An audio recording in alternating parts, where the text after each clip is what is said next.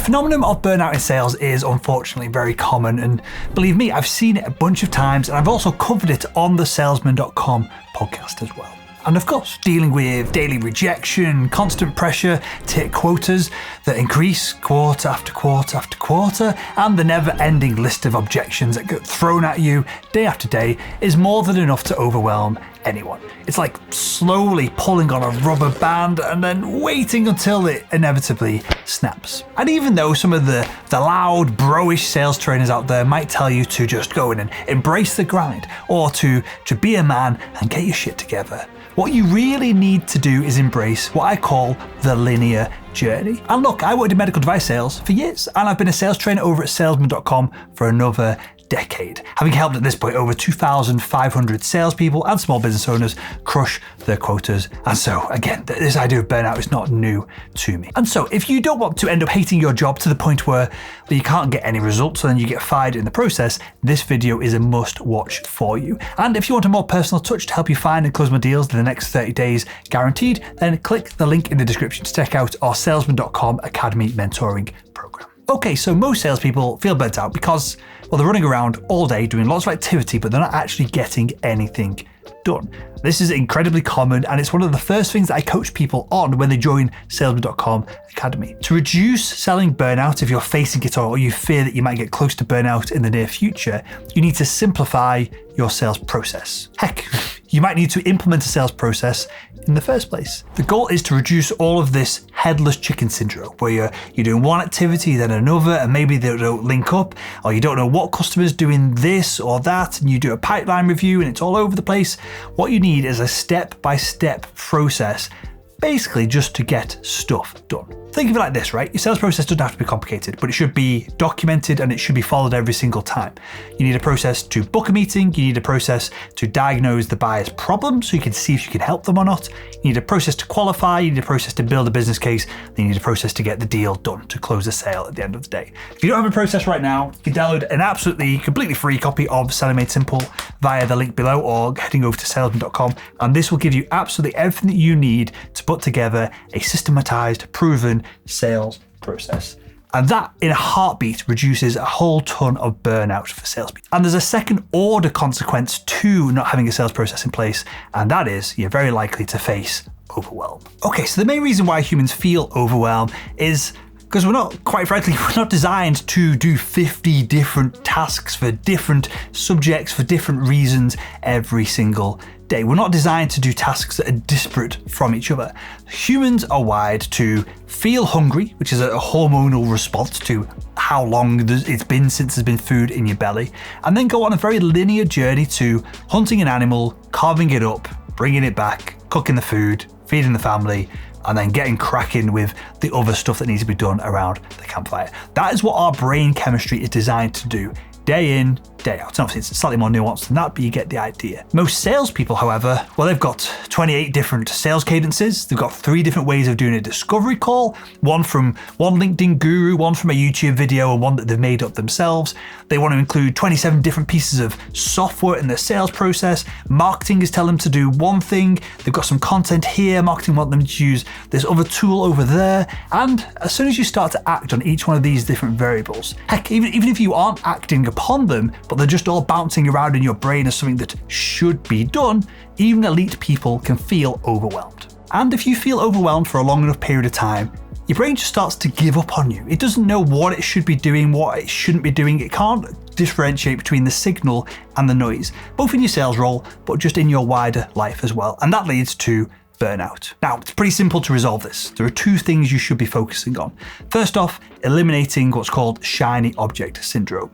So if you log into LinkedIn on a Monday morning and you go, oh, that's a cool template, or that's a cool AI prompt, or I should be implementing this step of the sales process, which I've never done before. There's no evidence that this genius on LinkedIn has any clue what they're doing, other than they just created a post and claimed some incredible numbers on the back of it. If you do any of this and you aspire to improve, but you never actually take any steps forward, it's very likely you've got shiny object syndrome. And to resolve this, dead simple. Back to step 1, right, of this video.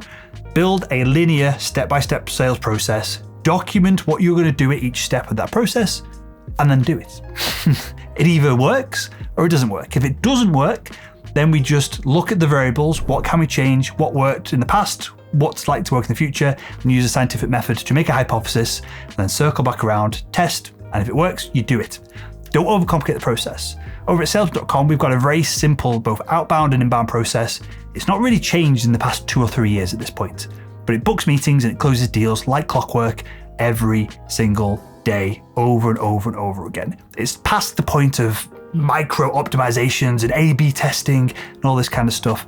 Forget all that. Just get the fundamentals sorted in place, book meetings, diagnose problems, show the value, perhaps via a demo, build a business case, get the deal over the line, and eliminate anything else. The other way of eliminating this overwhelm that elite salespeople on one hand and also brand new salespeople feel on the other hand is to make sure that you're putting all of your energy into the system in a single direction. And we're going to dive further into this into the next point, but every unit of energy that you throw at your sales role, it should be directed to booking meetings, deals over the line. Anything else is a complete waste of your time and energy. Now, obviously, if you've got a company car, you might have to submit your mileage, but submit it late, submit it on the weekend. Forget what the nerds in HR or accounts or whoever's chasing you for it are after. If you smash your quota, all of those stresses, pressures, and distractions all disappear. So if you've got solid sales leadership in your organization, they will get rid of all that for you because you then become such a valuable asset to the company. So all your energy should be focused on booking those meetings, deals over the line. Anything else, just push it off and off and off until the CEO of the company is pestering you to get it done. And even when you become highly focused and you've reduced some of that shiny object syndrome, there's still one other variable at play. And this can lead even the highest performing salespeople to burn out over a period of time if they don't get this nailed. This is kind of the starting point. This is probably the most important thing I'm going to give you in this video. Okay, so the ultimate way to eliminate sales burnout is to make your sales career very linear. And I did this when I worked in medical device sales, and it was absolutely a massive help to me. So I want you to stop for a second here and take a moment to think about where you want to get financially. I want you to pause, you leave this in the comments if you like below, or just grab a piece of paper and write this down, but reverse engineer what you want and then the steps to get in there.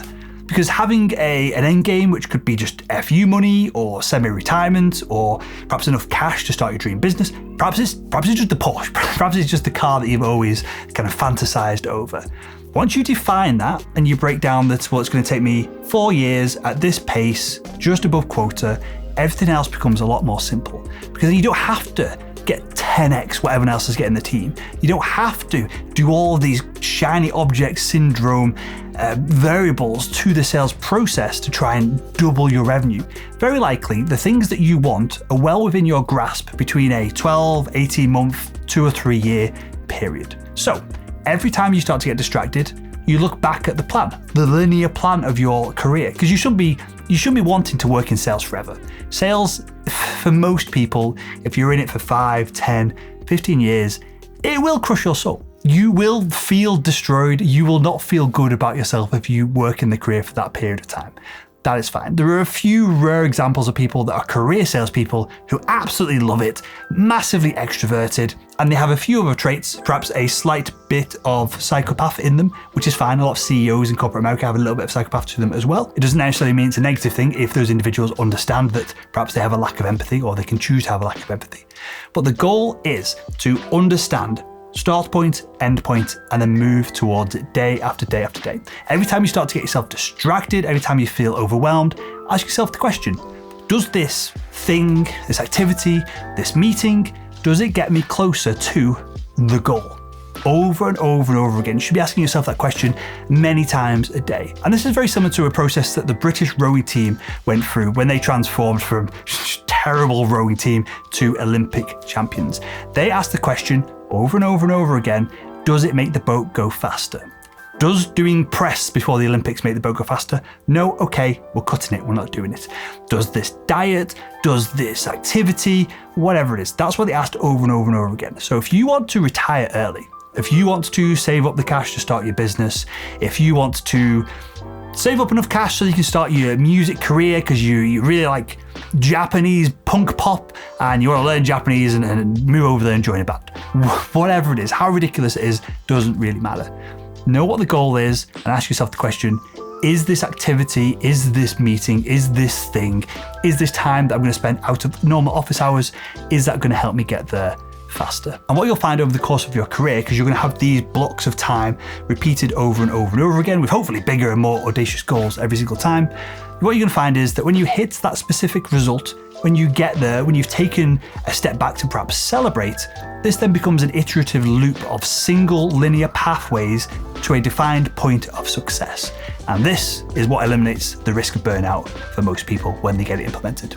So there we go. If you enjoyed this video, why not click the video that's on the screen right now and continue making selling simple.